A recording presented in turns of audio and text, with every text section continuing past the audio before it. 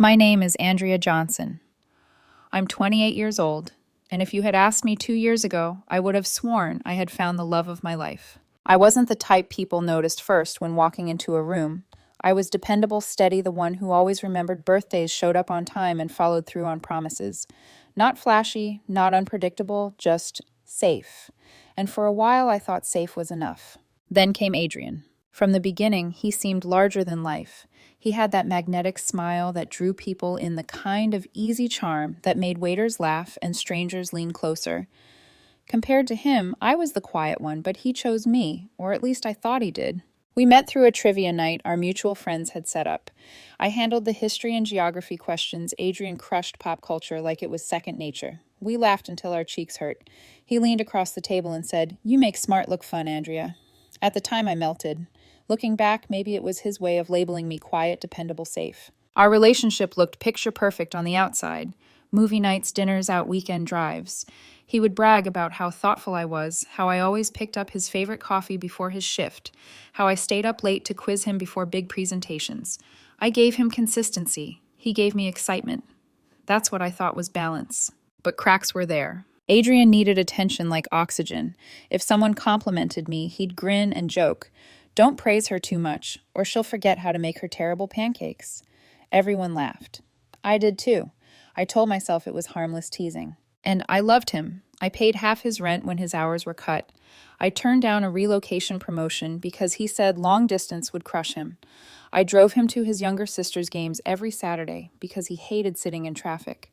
I gave and gave because I thought we were building a future. But Adrien, he liked being admired more than he liked being loved. I didn't let myself see that until the night everything broke. It was a party one of our mutual friends threw, loud music, too much beer, coworkers and classmates all jumbled together. Adrien thrived at these things, always with a glass in hand, the center of a circle. I stayed close, watching, smiling when he pulled me in for a quick kiss to remind people I was his. Then someone asked how we'd gotten together. I thought he'd tell the trivia story or mention how I always remembered the little things that mattered to him. Something sweet. Instead, he smirked, tilted his head back for drama, and said loud enough for the whole room to hear. Honestly, dating Andrea felt like community service. I had to give back somehow, right? The room fell quiet, just for a beat. Then nervous chuckles. Adrien doubled down, waving his hand like it was the best joke of the night. "No, but seriously, she's so dependable it's like adopting a rescue cat. You just do it out of the goodness of your heart." This time the laughter was real, at my expense. I felt every eye flick toward me, waiting to see if I'd laugh too, waiting to see if I'd be a good sport about being the punchline. And for a moment I froze. I wanted to lash back, to cut him down with words sharp enough to match the wound in my chest. But what came wasn't anger, it was clarity.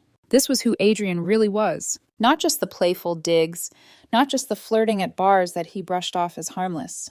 This public humiliation dressed up as humor was his truth. I wasn't his partner, I was his project. So I didn't argue. I didn't give him a scene to feed off of. I set my drink down, picked up my coat, and walked out. No slammed doors, no tears, just silence. I heard his voice chasing me through the crowd. "Wait, what, babe? I'm joking." I kept walking. "Oh, come on, don't be dramatic. It was funny." But I didn't stop. My heart pounded so hard I thought it would crack my ribs, but my face was calm, detached. For the first time in years, I wasn't playing along. By the time I reached my car, my phone was buzzing with his name lighting up the screen. I ignored it. Drove to my own apartment, sat on the edge of the bed in the dark, and let the silence wash over me. That was the night everything broke, and the night I learned that sometimes silence can cut deeper than any words. When I woke up the next morning, sunlight was already creeping across my floor. My phone screen glowed like it hadn't slept at all, dozens of missed calls, endless notifications. I didn't open a single one. At first, Adrien's messages were defensive. "Andrea, seriously, you're embarrassing me. Everyone thought it was just a joke. You could have laughed. God, you're so sensitive sometimes." By afternoon, the tone shifted. "I love you, okay? Don't throw everything away over one stupid comment. You know I was kidding. Please pick up." By nightfall, the guilt trips began. "Wow. So you're just going to ghost me after everything I did for you, unreal. You're lucky I put up with your moods, Andrea. Anyone else would have left ages ago." The words lit up my phone, one after another, like fireworks that fizzled before they could even touch me. I didn't answer, not once. Instead, I sat in the stillness of my apartment, noticing how quiet it was, without him filling every corner of my life. At first, the silence was suffocating, like being underwater. But after a while, I realized it wasn't drowning me, it was cleansing me. 2 days later, one of my friends who'd been at the party texted, "You okay?" That was brutal. Nobody thought it was funny. I stared at the screen for a long time before replying, "I'm fine." It wasn't true, not entirely. My chest still ached, my stomach twisted whenever I replayed the scene in my mind. But when she wrote back, "You did the right thing," something in me loosened. For the first time in a long time, I believed someone when they said that. Meanwhile, Adrien's messages kept coming, defensive, then pleading, then furious, then desperate, like a pendulum swinging out of control. One voicemail stood out. His voice cracked as he said, "I can't sleep. I feel like I'm losing my mind and you don't even care. Just talk to me, please." I closed my eyes as it played, and instead of pity, I felt relief, because I finally understood. He wasn't sorry for what he'd done. He was sorry for the consequences. He missed the convenience of me, my loyalty, my steadiness, my ability to make his world easier. He didn't miss me. And that realization was like a door clicking shut. So I muted the thread, placed my phone face down, and let the silence grow. Each day that passed, I felt myself shifting. Grief still lingered, but it wasn't the sharp kind anymore. It was dull, fading.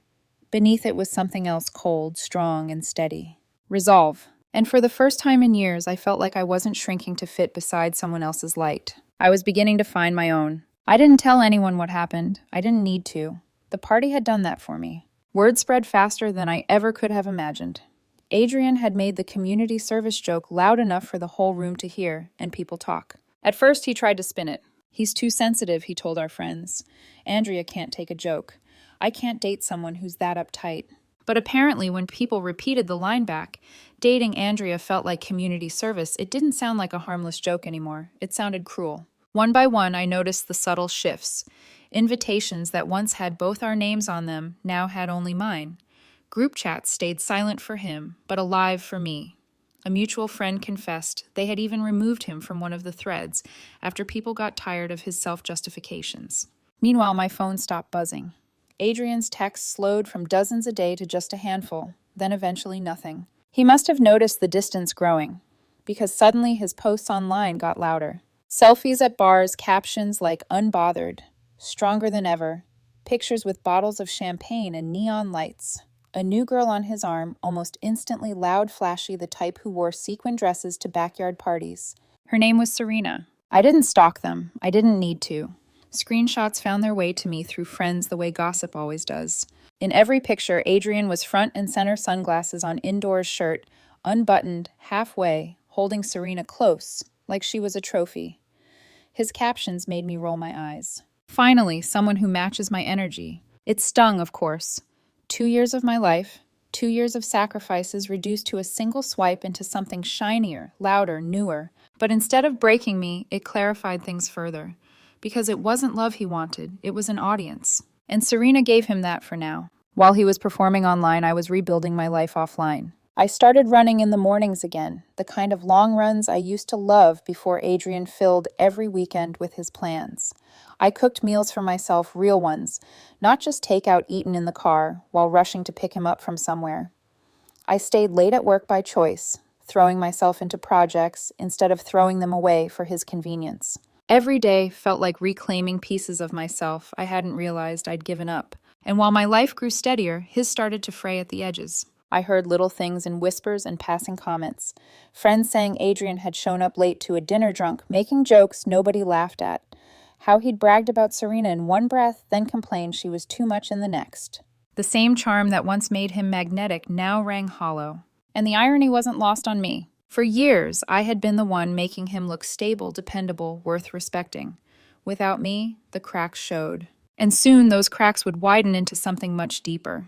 Because Adrien's downfall wasn't just beginning, it was already in motion. It didn't take long for the shine to fade. The same way Adrien had once dazzled me, he dazzled Serena, but only for a little while. Whispers started to reach me, carried on the same breeze of gossip that had once spread his community service joke. People had seen him out at bars, at restaurants, even at a rooftop party with other women. He wasn't even subtle about it, laughing too close, touching arms that weren't Serena's. And once someone swore they caught him kissing another woman in plain sight like loyalty, had never been a word in his vocabulary. When Serena confronted him, it wasn't quiet. From what I heard, she'd waited until they were out at dinner in front of people. She demanded answers. and Adrien, true to form, laughed in her face. "What did you expect?" he said, his voice carrying enough for strangers to hear. "You're fun, but you're not the only one." The humiliation I had carried in silence at that party, Serena carried in public under neon lights. And the symmetry of it hit me like poetry. From that night on, his posts changed. Gone were the cocky selfies, the captions dripping with bravado. In their place, vague quotes about betrayal, black and white photos of half-empty glasses, long rambling rants and stories that vanished within 24 hours. His unbothered act had cracked, and everyone could see through it. Meanwhile, the same friends who once laughed at his jokes started rolling their eyes. Group dinners went on without him. People whispered that he was exhausting, that he turned every conversation back to himself. For the first time in years, Adrien wasn't the star of the room. He was the echo. And I watched it all from a distance, not gloating, not pitying, just calm, detached. Because I realized I didn't have to plot revenge. I didn't have to prove him wrong. Karma was doing all the heavy lifting for me. In the quiet of my apartment, I found myself almost smiling at the thought. Not out of cruelty, but because life had finally turned the mirror back on him. And it was showing him everything he had refused to see. The first message came late one night. "Hey, I was just thinking about you. Hope you're okay." No apology, no acknowledgement. Just a fishing line tossed into the dark, hoping I'd bite. I didn't. A week later, another text lit up my phone. "Drove past that taco place you love. Remember how you ate like 5 in one sitting?" Again, nostalgia dressed up as small talk. As if one happy memory could erase years of subtle digs and one unforgettable betrayal. I ignored that too. Then the calls started, always late, always after midnight. At first I let them ring out.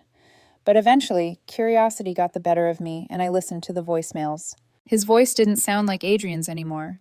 It was thinner, frayed at the edges. "I don't understand why you're ignoring me. I know I messed up, but we had something real, right? Please just call me back, please." One message bled into the next. Angry ones. "So, this is it. You're just gonna throw away 2 years over one comment. Grow up." Sad ones. "I miss you. Nobody knows me like you do." Manipulative ones. "I can't sleep. I feel like my whole life is falling apart and you don't even care." And finally, desperate ones. "Can we just talk, please? I'll fix it. Just one more chance." Each time I listened in silence. Not because I considered going back, but because the contrast was staggering. This was the same man who once lit up every room, who wore his confidence like a crown. Now he was reduced to whispers in the dark, begging into a phone I refused to answer. The temptation wasn't to forgive him. It was to respond just once to remind him of the woman he had underestimated, to say, "You don't get to rewrite the ending, Adrien." But I didn't, because the silence said it for me, louder than words ever could. And while his voice grew smaller, mine quiet, steady patient was finally filling the spaces he had once occupied. The last message I ever received from Adrien was short. No bravado, no guilt trip, no jokes. "I'm sorry. I shouldn't have said that. I know I can't take it back, but I regret it every day." For a moment, I just stared at the words. There was a flicker in my chest, nostalgia maybe, a reminder that once I had believed in him. But then the truth settled in. He wasn't apologizing for who he was. He was apologizing because he had lost everything that made him feel important. And by then, I had already moved on. My life was bigger now. Work had promoted me into a leadership role I once thought I wasn't ready for. I'd fallen in love again, with the mornings, with my own reflection, with the version of myself I had buried under Adrien's shadow. And yes, eventually with someone new. His name is Tommy. He's nothing like Adrien. Where Adrien sought attention, Tommy gives presence. Where Adrien laughed at my goals, Tommy listens, encourages, even challenges me to dream bigger. With him, I don't feel like a project or a punchline. I feel like a partner. The contrast is staggering. One night, as we walked back from dinner, Tommy reached for my hand without thinking, his thumb brushing gently against mine. And I realized I wasn't waiting for the other shoe to drop. I wasn't holding my breath, bracing for the next cutting joke. I was safe. Not in the way Adrien once mocked, but in the way every heart deserves to feel respected, seen, chosen. Adrien's voice has long since faded from my phone. His presence has faded from our friends' lives. The man who once made me feel small is now just an echo of a story I no longer carry with shame. Because here's the thing. I learned the best revenge isn't anger. It isn't proving yourself or crafting the perfect comeback. It's indifference. It's walking away and building something better without them. Adrien thought dating me was community service. But in the end, being with him taught me the most important lesson of my life. I was never the project, I was the prize. And the silence I gave him was the loudest truth of all.